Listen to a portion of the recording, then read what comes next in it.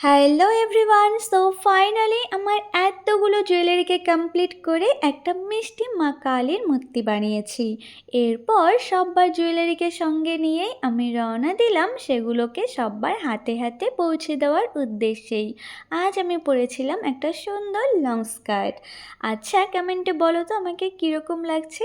কাজ সেরে বাবার জন্য মেডিসিন নিয়ে আমি কিন্তু চলে আসি আমাদের পুরনো বাড়িতে। সেখানে আজ ছিল গুরু সেবা। এই প্রসাদ যেন সত্যি মনটাকে কত সুন্দর তৃপ্তিতে ভরিয়ে দেয়।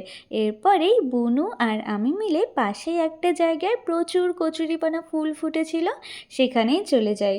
তোমরাই দেখো কি সুন্দর সবুজে সবুজ। আমার তো আমাদের গ্রামের এই জায়গাটা ভীষণ পছন্দের। বুনু আর আমি এখান থেকে প্রচুর কচুরিপানা ফুল তুলেছি। সন্ধ্যাবেলায় ভাইয়ের জন্মদিন ছিল, সেখানেই সেলিব্রেট করে বাড়িতে এসে আমরা পিতৃপুরুষের উদ্দেশ্যে কিন্তু প্রদীপ অর্পণ করি।